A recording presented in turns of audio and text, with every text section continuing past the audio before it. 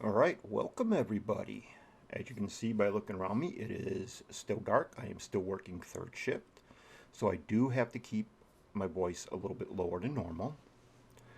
But I want to first of all thank everybody who has subscribed to my channel. I really appreciate that. For those of you who are new, my name is Matt.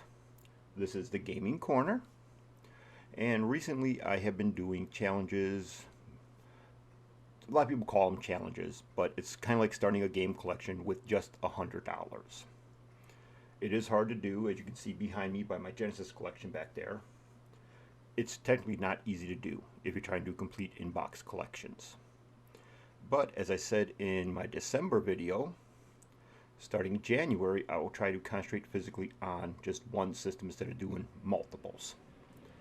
And I also said in December that my son was buying me a PlayStation 1 for Christmas. Now this video is going up a little late. This is already the 4th of February.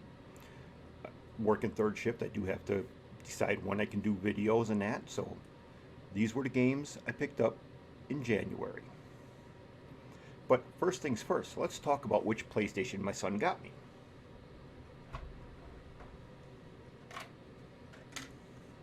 This is the PlayStation that he got me, the PS1. It is mono number, where'd it go? 9001.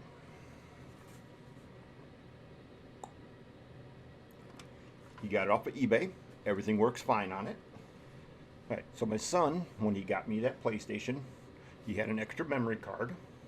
It's only one meg? Yeah. So it's a tiny card. The PlayStation also came with one analog controller. Now, if you look at this controller, you might notice a problem with it. Look at the left thumbstick here. You can see it's not quite center. So this controller does have some massive drift going on. I am planning on taking it apart and seeing if it's something I can repair easily, if it's just something stuck underneath the analog stick or not. But my son, who has a PlayStation 2, did give me a PlayStation 2 controller that works on it just fine. So that was good. And when he bought this PlayStation 1 for me, it came with some games. There was Bogey Dead 6 that came with it. Played it a little bit just to make sure it works. Really haven't tried it out too much.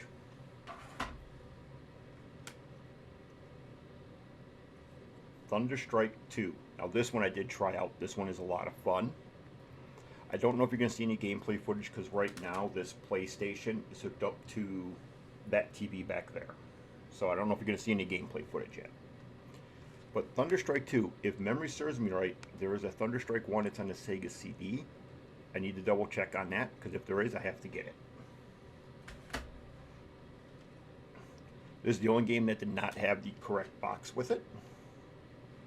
But it is Need for Speed 2. It is in there.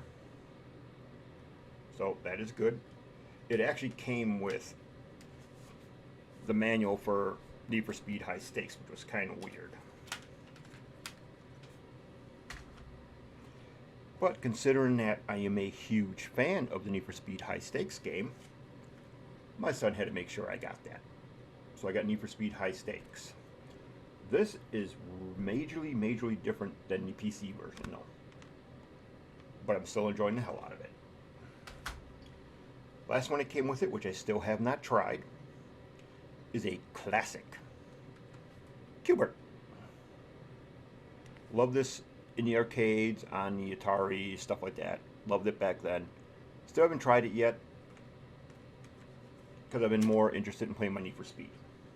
With that out of the way, with what it all came with, now for the $100 buying, since I'm just physically starting this collection. There were some games that I knew I had to have, so those were the ones I was going for. Now with the $100 for this, it is a little more expensive because I'm going for complete in-box games. That is the way I want them done. That's the way I'm trying to do all of them. Except for when it comes to Nintendo and stuff, that might be a little different. But let's start off with the first game. Alright, so to keep the running tab on here, I put a calculator up over there. So these prices are going to be with shipping and taxes and everything. So first game, because I am a huge Madden fan, was Madden 2001. Madden 2001 came out to $10.43. Not too bad for a complete in-box version of Madden. But one of the things that I loved about the Madden games on console, especially PlayStation 1, the Xbox, even the PlayStation 3, PlayStation 2, all that stuff, when they were doing Madden and were doing NCAA, their football games, the college ones, if you played through your college season first with a creative player, you could draft them into Madden. Something the PC never did. So I had Madden 2001. I had to get NCAA Football 2001. And that one was a tad bit more. That one was $11.62. So far it takes up to $22.05. Next, keeping tradition with good old EA, there was another game, racing game that they made that I really loved, and I never heard of this one. That was Road Rash 3D. Haven't even tried it yet. I need to though, because it looks, if you can see the screens on here, it looks pretty good. Now Road Rash 3D, see if I can find it here, was also $10.45.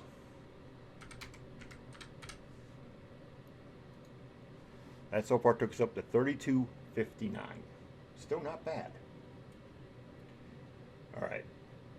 Now, the next game that I went for, I had to get both of them.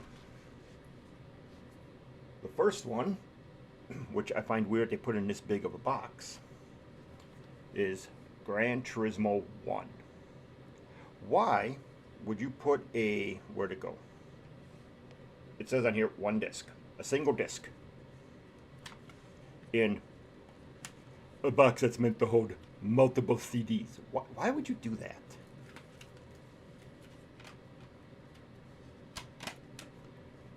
And as you see, it is the greatest hits version because this was cheaper than getting the non-greatest hits version.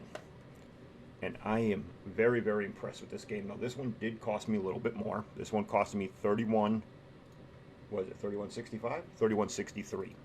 So this was a little more expensive, but this was a must-buy for the PlayStation. And naturally, if you're going to get Gran Turismo 1, you have to get number 2. So, number 2, also the greatest hits version because it was cheaper. And this one comes in that big fat box, but this one at least has 2 CDs in it, so understood that a bit more.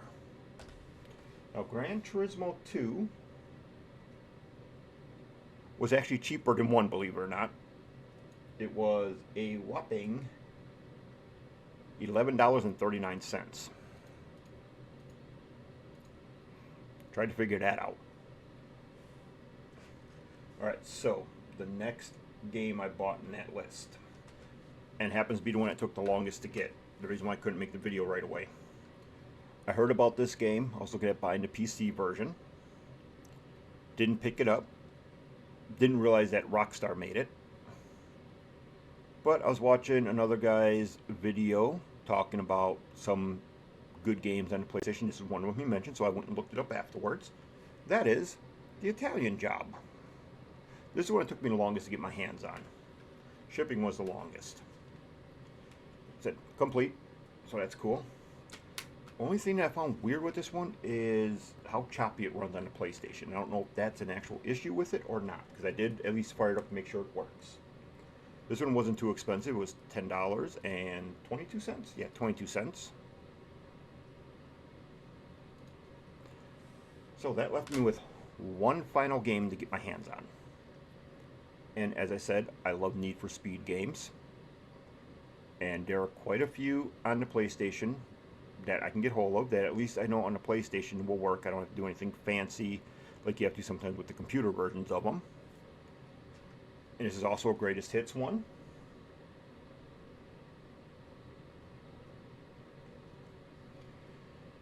And it is Need for Speed 3 Hot Pursuit. Now this one, you can tell this was a little bit later in the PlayStation Life because the graphics are actually quite amazing on this one. I don't know how well you can see them there, but damn. Very good. I like the graphics in that one. And that one, which was the final one, costing me $12.45. So altogether, that took me up to $98.37. Just about $100. Now, granted, it wasn't a whole lot of games. I mean, it was only 7 games. It was only 7 games. You know, it wasn't like a really big buy. It's not like I came out with, you know, all games being like $10 to $12. Like I said, this is something you run into if you're buying complete in-box games. They are a little more expensive than disc only, or for like the Genesis back there, cartridge only. So it is a little more expensive, but they look better on the shelf. Part of the reason why I like doing the in-box. Alright, well that was all the games for the month of January for the PlayStation. Next month, this one being February, which we're in right now, I am going to be looking at the NESA, the Nintendo Entertainment System. That is going to be the next one on my list. I only have a few games for that right now, and I'm going to look at adding to them. So I've been watching other people's videos on, you know, like their top Nintendo games to try to get an idea of what I want to go after. But that is next on my list. And as for any of you who are watching this one that are wondering, well, you say you're a Sega fanboy, and I definitely am, especially for back in the console war days. I am a huge Sega fanboy. Don't think this $100 spending here stops me from buying Sega games, because I still buy them. I don't include them in the $100 challenge, because when I do the $100 buying, I stick to those guns. $100 only. I will be doing either a Dreamcast or a Saturn one soon, and probably a Genesis one, but I want to keep going in the form I'm going right now. So next will be the Nintendo Entertainment System, followed by the Super Nintendo. After that, I'll revert back and do a $100 buying for, it's either going to be the Master System or the Genesis. I might go Master System and kind of stay in a format. But I hope you enjoyed this video. Like I said, I don't have the PlayStation hooked up to my computer monitors to where I can play them like I do with my Genesis and all that. That is one thing that will be changing. I'm waiting for 2 more parts to come in. And I'll be switching around the way my hookup is done. But I hope you enjoyed this short little video. I hope you enjoyed seeing what I got for this month. Stay tuned. I will get back to streaming shortly. I am moving to first shift for my job. So that will allow me to get back to streaming because everybody will be up and I can play games without having to worry about who I'm waking up. But other than that, I will see you in the next video. Thank you for watching.